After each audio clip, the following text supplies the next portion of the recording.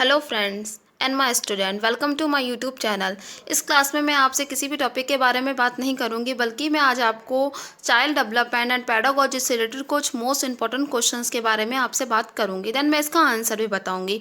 इस वीडियो को स्टार्ट करने से पहले मैं आपसे कहूँगी कि अपने पास एक कॉपी और एक पेन लेके बैठिए, जिसमें आप मुझे क्वेश्चंस को सॉल्व करें और लास्ट में मुझे कमेंट बॉक्स में कमेंट करके बता सके कि आपने कितने क्वेश्चंस का आंसर दिया है। देन आपको कमेंट बॉक्स में एक बात और बतानी होगी कि अगर किसी भी क्वेश्चन से रिलेटेड आपके मन में कोई भी डाउट हो या किसी आंसर से रिलेटेड कोई भी डाउट हो, तो आप मुझे कमेंट बॉक्स में कमेंट करके बता सकते हैं। और उम्मीद करूंगी कि आप स्टार्टिंग से लेकर लास्ट तक इस पूरी वीडियो को देखें, बीच में स्किप ना करिए, क्योंकि जब तक आप स्किप करेंगे बीच में तो आप मुझे बता ही नहीं पाएंगे कि कमेंट बॉक्स में कि आपने कितने क्वेश्चंस का आंसर दिया। आपको ये भी पता नहीं चल पाएगा कि मेरी तैयारी कितनी हो पाई है। तो उम्मीद करूंगी आपसे कि स्टार्टिंग से लेकर लास्ट तक इस पूरी वीडियो को आप अच्छे से देखें। तो हम स्टार्ट करते हैं। सबसे पहला क्वेश्चन जो है, वाइगोस्की ने बच्चों के अधिगम में निम्नलिखित कारकों में से किसी एक की भूमिका के महत्व पर सबसे ज़्यादा जोर दिया है। तो आप इस क्वेश्चन के जितने भी ऑप्शन है आप पढ़ लीजिए, आप बताइए कि इसका आंसर कौन सा रहेगा सही। ठीक है, अब मैं आपको बताती हूँ इसका आंसर जो है सामाजिक। इस क्वेश्चन को सॉल्व करने से पहले हमें इसकी फ्रेमिंग समझना बहुत ज़्यादा जरूरी है कि इस क्वेश्चन में क्या पूछा गया था कि वाइगोस्की के जो अधिगम का जो सिद्धांत है उसमें सबसे ज़्यादा किसमें महत्व दिया है। तो जो वाइगोस्की का जो सिद्धांत था अधिगम के सिद्धांत का ही नाम था सामाजिक सांस्कृतिक विकास का सिद्धांत। सामाजिक सांस्कृतिक विकास का सिद्धांत उन्हें संज्ञानात्मक विकास के सिद्धांत के आधार पर उनके सिद्धांत को सामाजिक सांस्कृतिक विकास का सिद्धांत कहा गया था।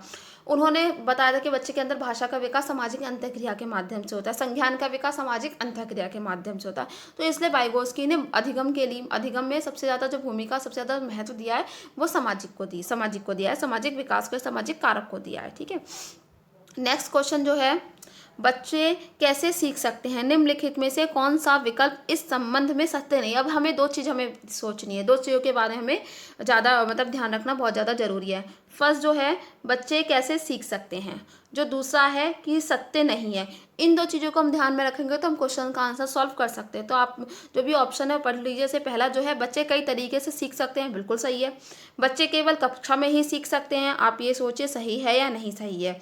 नेक्स्ट है बच्चे सीखने के लिए स्वाभाविक रूप से प्रेरित होते हैं, हाँ बिल्कुल, अगर बच्चे स्वाभाविक रूप से प्रेरित नहीं होंगे तो वो सीख ही नहीं पाएगा। नेक्स्ट है बच्चे तब सीखते हैं जब वे संज्ञानात्मक रूप से तैयार होते हैं। तो जैसे इसका आंसर है वो है कि बच्चे केवल कक्षा में ही सीखते हैं। गलत है, बच्चे केवल कक्षा में नहीं, कक्षा से बाहर भी सीख सकते हैं, समाज से भी सीख सकते हैं, परिवार से भी सीख सकते हैं, बच्चे हर जगह से सीख सकते हैं।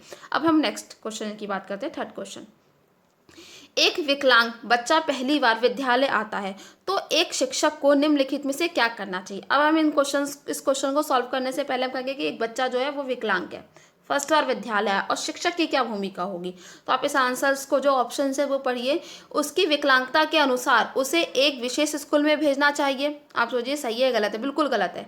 उसे एक स्कूल में अभी अब विकलांगता है तो उसके कारण हम विशिष्ट बालकों के स्कूल में भेज दे, तो ऐसा नहीं है।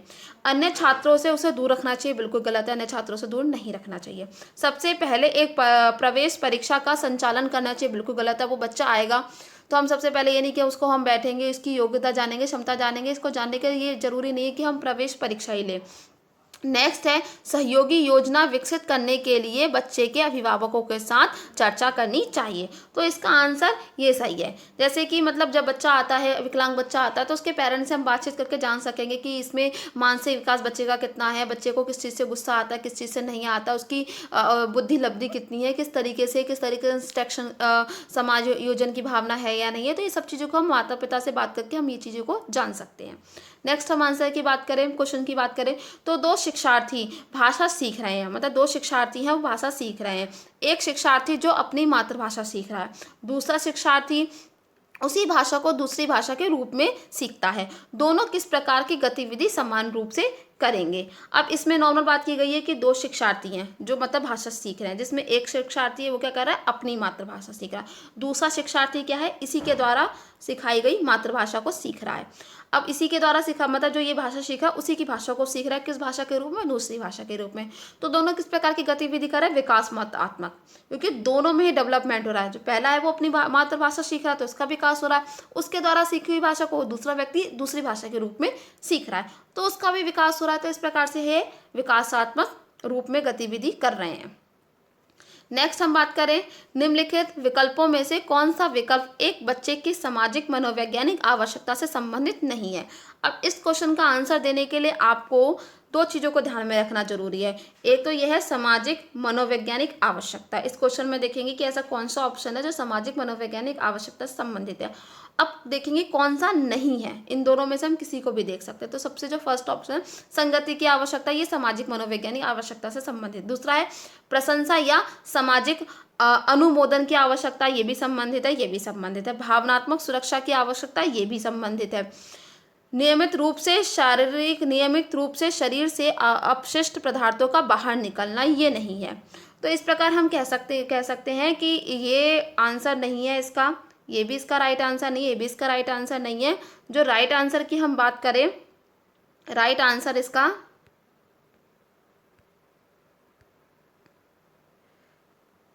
ये है, एक सेकेंड, ये इसका राइट आंसर, नियमित रूप से शरीर से अपशिष्ट पदार्थों का बाहर निकलना। नेक्स्ट क्वेश्चन की हम बात करें, 6 क्वेश्चन, प्याजे मुख्य रूप से किसके अध्ययन के लिए जाने जाते हैं। प्याजे ने कौन सा सिद्धांत दिया था और जो उनका सिद्धांत था वो किस पे आधारित था। तो सबसे पहला यौन विकास, यौन विकास की बात ही नहीं की थी प्याजा ने। भाषा विकास की बात की थी, लेकिन वो किसी सिद्धांत के अंतर्गत की थी। सामाजिक विकास के बारे में बात की गई है, लेकिन वो किसी एक जो उन्होंने सिद्धांत दिया था, जो अध्ययन किया था, उसके अंतर्गत बात की गई। तो प्याजे ने संज्ञानात्मक विकास का अध्ययन किया। संज्ञानात्मक विकास के अंतर्गत ही उन्होंने सामाजिक विकास का अध्ययन किया है, भाषा और सामाजिक विकास का अध्ययन किया है। तो इसका जो राइट आंसर है संज्ञानात्मक विकास। और जिन प्याजे ने जो अपना सिद्धांत दिया था, संज्ञानात्मक विकास का सिद्धांत दिया था, उन्होंने बाल विकास की 4 अवस्था बताई थी। उन 4, पहली जो अवस्था थी इंद्रिय गामक अवस्था, संवेदी जनित अवस्था, दूसरा था पूर्व संक्रियात्मक अवस्था, तीसरी था अमूर्त संक्रियात्मक अवस्था, चौथा था तीसरा था मूर्त संक्रियात्मक अवस्था और चौथा था अमूर्त संक्रियात्मक अवस्था। जो 7 क्वेश्चन है ये है, एक सेकेंड, 7 क्वेश्चन को डिस्कस करने से पहले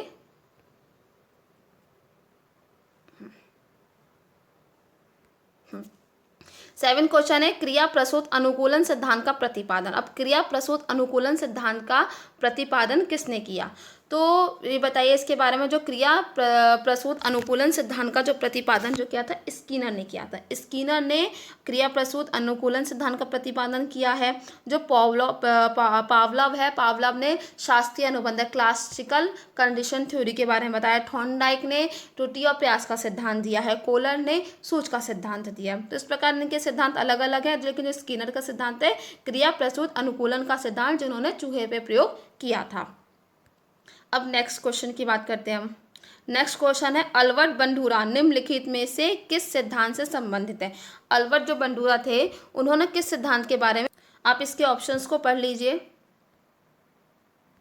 जो अल्बर्ट बंडूरा थे, उन्होंने सामाजिक अधिगम सिद्धांत से के बारे में बात की थी। उनका जो सिद्धांत का नाम था सामाजिक अधिगम का सिद्धांत।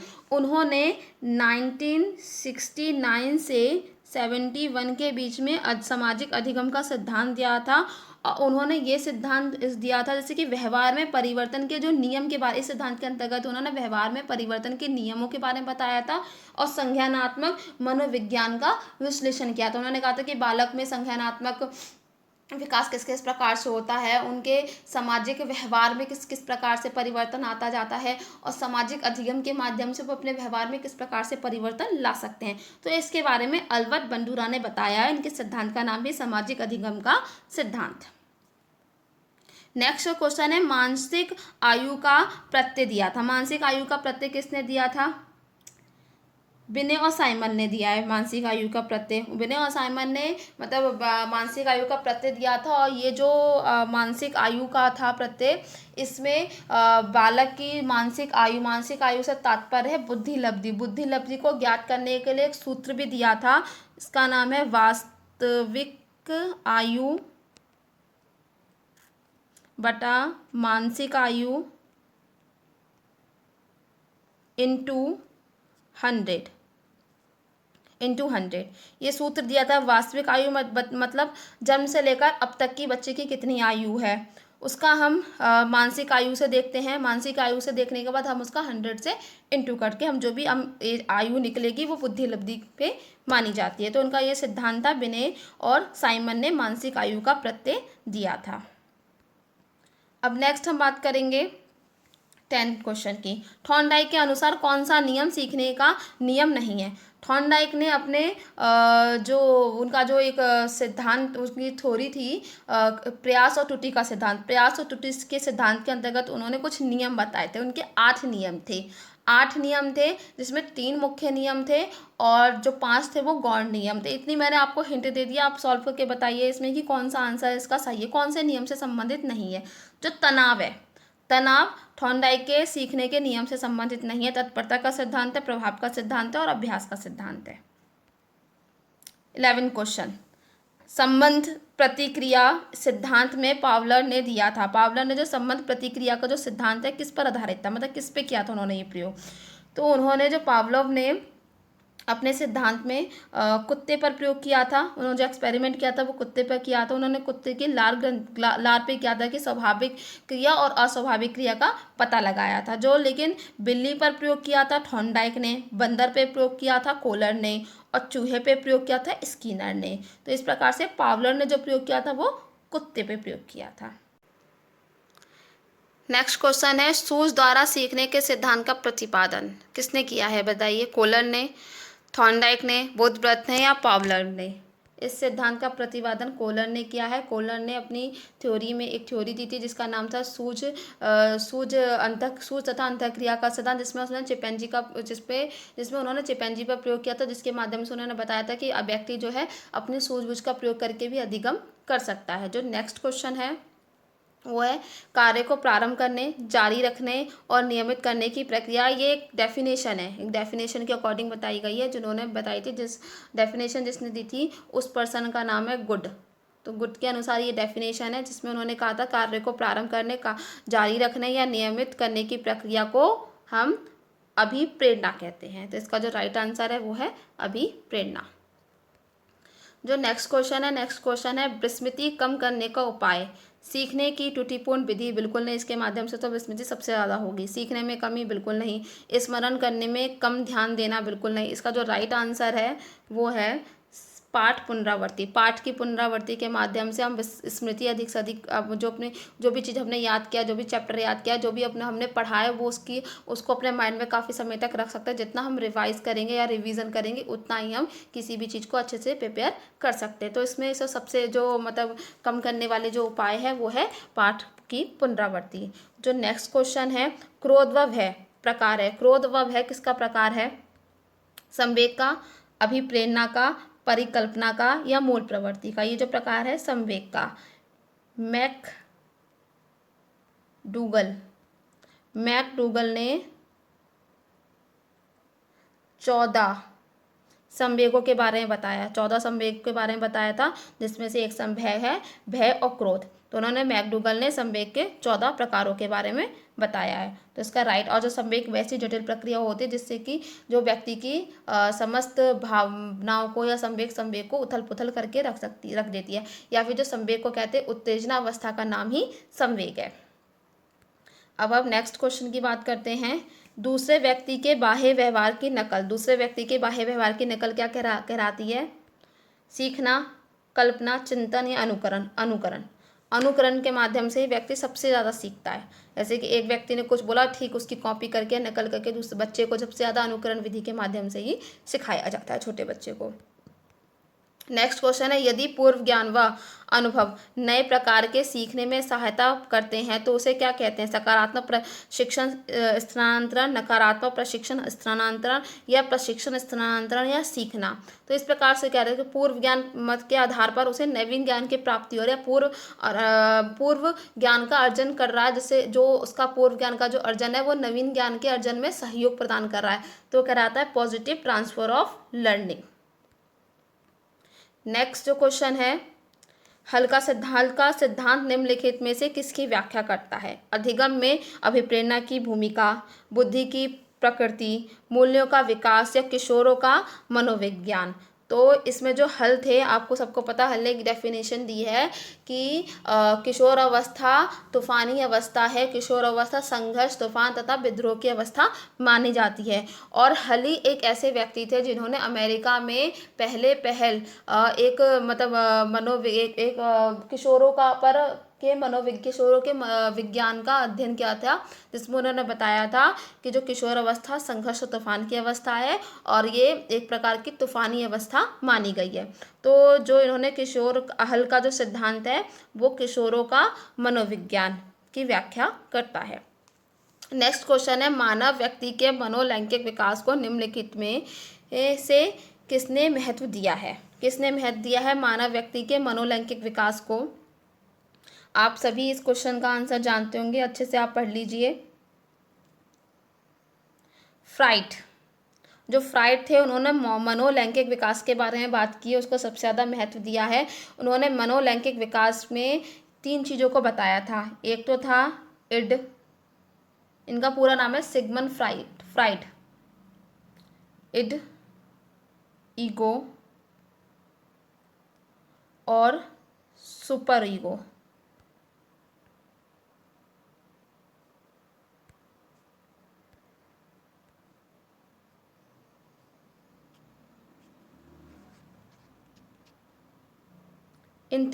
इस मनोलैंगिक विकास के अंतर्गत उन्होंने 3 चीज़ों के बारे में बात की थी कि व्यक्ति का जो व्यक्तित्व होता है इन तीनों चीज़ों से सबसे ज़्यादा प्रभावित होता है।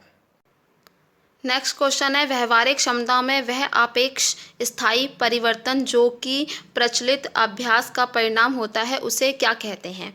अब इसमें बताना है ऐसी कौन सी चीज़ है जिसके माध्यम से जिसमें अभ्यास करे उसके परिणाम स्वरूप व्यक्ति की व्यवहारिक क्षमताओं में एक स्थायी परिवर्तन आ सके। वह व्यक्ति के व्यवहार में अपेक्षाकृत परिवर्तन लाना या वांछनीय परिवर्तन परिवर्तन होता है तो उसको क्या कहते हैं? आप इसके बारे में बताइए। इसका आंसर दिया अभिप्रेरणा, अधिगम, अभिवृत्ति, अभिक्षमता। तो इसको कहते हैं अधिगम। अधिगम एक ऐसी प्रक्रिया जिसके माध्यम से व्यक्ति के व्यवहार में या इसमें अभ्यास करने के परिणाम स्वरूप व्यक्ति के व्यवहार में अपेक्षाकृत या सापेक्ष स्थायी परिवर्तन आ जाता है।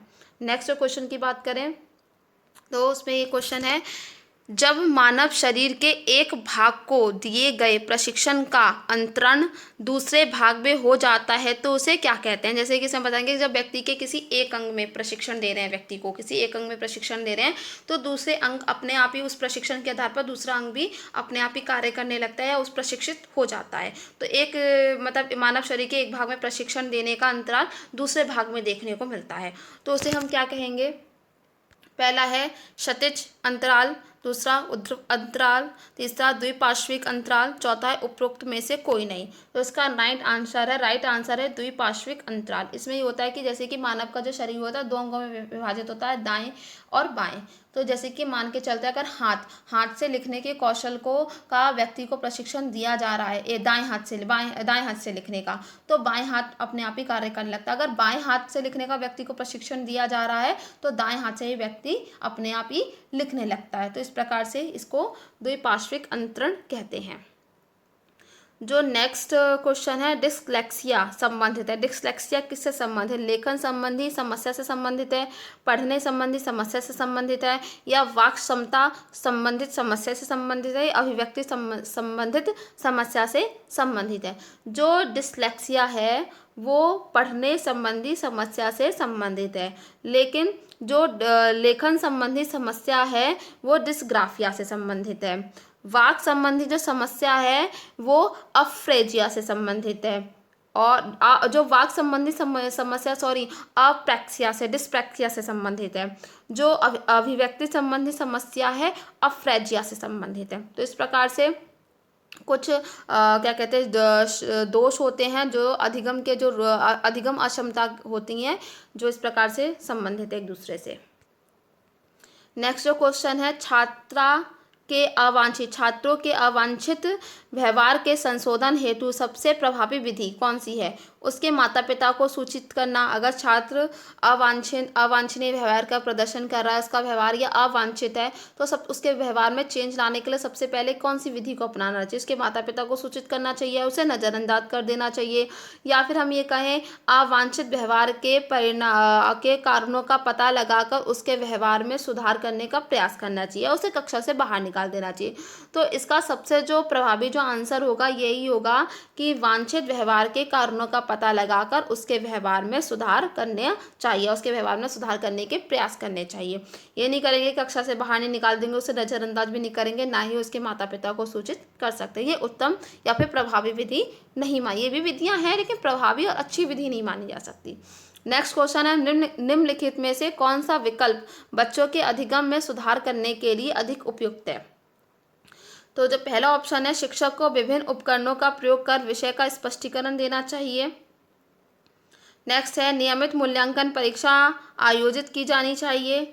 कक्षा में समस्त प्रकार के शिक्षण सामग्री का प्रयोग करना चाहिए। नेक्स्ट जो है, कक्षा को वास्तविक जीवन स्थिति पर बच्चों को एक दूसरे के साथ बातचीत करने में मदद करनी चाहिए। तो जो हम सुधार करने के सबसे जो अधिक उपयुक्त, वैसे ये भी विधियां, लेकिन जो सबसे अधिक उपयुक्त विधि है वो ये है कि शिक्षक को वास्तविक जीवन स्थितियों पर बच्चों को एक दूसरे के साथ बातचीत करने, मतलब बच्चों को एक दूसरे के संग बातचीत करने के अवसर प्रदान करने, जैसे वार्तालाप, विचार विमर्श प्रतियोगिता का आयोजन करना, जिससे कि बच्चे अपने जीवन स्थितियों के बारे में एक दूसरे से बात कर सके। तो इसके माध्यम से बच्चे ज़्यादा सीखेंगे।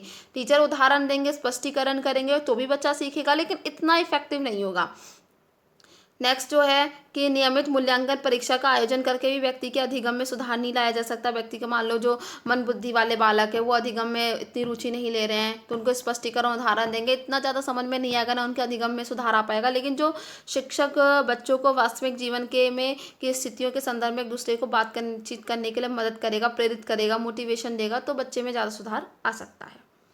नेक्स्ट हम बात करें, प्रतिभाशाली शिक्षार्थियों को डैश से जुड़े प्रश्नों में अधिक समय देने के लिए कहा जाता है। मतलब जो प्रतिभाशाली विद्यार्थी होते हैं ना, किससे संबंधित प्रश्न देने चाहिए ज़्यादातर? तो स्मरण तो उनको सबसे ज़्यादा, उनकी मेमोरी सबसे ज़्यादा तीव्र होती है। समझ, सृजन या विश्लेषण, तो उनको सबसे ज़्यादा क्वेश्चन जो देने चाहिए वो सृजन से रिलेटेड देने चाहिए, क्रिएटिविटी से रिलेटेड देना चाहिए, कुछ ऐसी प्रॉब्लम सॉल्विंग चीज़ों से रिलेटेड देना चाहिए कि प्रॉब्लम दो उसे खुद से सॉल्व करें, तो इससे रिलेटेड सबसे ज़्यादा क्वेश्चन देने चाहिए। भिन्न भिन्न तरीके से सोचने वाले बच्चों की पहचान, मतलब डिफरेंट टाइप्स के जो पैटर्न से जो सोचते हैं बच्चे, कि हमें ये कर सकते हैं, हम इस काम को इस तरीके से भी कर सकते हैं, तो उसे क्या कहते हैं? जो डिस्लेक्सिया हैं, मतलब डिस्लेक्सिया वाले बच्चे सोचते हैं, या सृजनात्मक वाले बच्चे सोचते हैं, या प्रत्यास्थायी वाले बच्चे सोचते हैं, विकलांग वाले बच्चे सोचते हैं। इसका राइट आंसर है सृजनात्मक बच्चे ही किसी भी चीज़ को बहुत ही डिफरेंट पैटर्न से या डिफरेंट तरीके से सोचते हैं। नेक्स्ट क्वेश्चन, निगमनात्मक तर्कण से में शामिल है। जो निगमनात्मक विधि होती है कुछ शिक्षण की, निगमनात्मक विधि, आगमनात्मक विधि, तो दोनों में ही कन्फ्यूजन होता है, निगमनात्मक विधि और आगमनात्मक विधि। तो जो निगमनात्मक विधि है उसमें कैसा तर्कण शामिल होता है? सामान्य से विशिष्ट की ओर, ज्ञान का सक्रिय निर्माण और पुनर्निर्माण, विशिष्ट से सामान्य की ओर, अन्वेषण परक सीखना और स्वतः खोज परक संबंधी पद्धतियाँ। तो इसमें से कौन सा राइट आंसर होगा? जो इसका राइट आंसर की सबसे पहले बात किया, जो इसका राइट आंसर है सामान्य से विशिष्ट की ओर। निगमन विधि में सबसे पहले नियम बताए जाते हैं बच्चों को, उसके बाद उदाहरण बताए जाते हैं। तो नियम, जब किसी भी चीज़ का बच्चों को नियम हम बता दें, उसके बाद अगर हम उदाहरण बताएंगे तो उस चीज़ को बच्चा बहुत ही ईजी तरीके से सीख सकता है। लेकिन हम अगर ये कहें कि पहले ही बच्चों को हमने उदाहरण बता दिए फिर नियम बताएं, तो पहले उदाहरण बताते हैं तब हम नियम बताते, तो विशिष्ट से सामान्य की ओर, जिससे हम कहते हैं आगमन विधि। और निगमन विधि में पहले नियम बताए जाते हैं फिर उदाहरण बताया जाता है। तो ये जो प्रक्रिया चलती है सामान्य से विशिष्ट की ओर, तो इसका राइट आंसर यही है, सामान्य से विशिष्ट की ओर। नेक्स्ट हम बात करें, बच्चों में प्रतिभाशालिता के कारण हो सकते हैं। कौन से कारण हो सकते हैं? एक, संसाधन समृद्ध वातावरण। अगर बहुत संसाधन समृद्ध वातावरण होगा तो क्या बच्चा प्रतिभाशाली हो जाएगा? नहीं भी हो सकता है, बहुत सारी चीज़ें उसे इफेक्ट कर सकती हैं। एक, अनुशासित दिनचर्या, जरूरी नहीं है इसके कारण ही बच्चा प्रतिभाशाली बनता है। सफल माता पिता के बच्चे भी कभी कभी बुद्धिमान बुद्धि के वाले होते हैं, प्रतिभाशाली ना होकर सामान्य हो की श्रेणी में चले जाते हैं।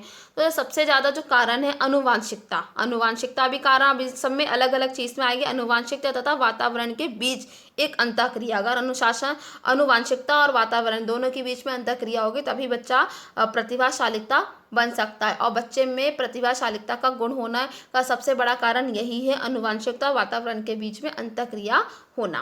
तो इसका राइट आंसर थर्ड वाला है। नेक्स्ट क्वेश्चन है, निम्नलिखित में से कौन सा संवेग जन्म से बालक में होता है? डर, ध्यान, उत्तेजना या स्मृति? तो जो जन्म से बालक में जो संवेग विद्यमान होता है वो होता है डर। डर की भावना सबसे ज़्यादा बालक में होती है, छोटी छोटी चीज़ों से डरने लगता है, और जब जन्म लेता है तब से ये प्रवृत्ति उसमें पाई जाती है। नेक्स्ट क्वेश्चन है,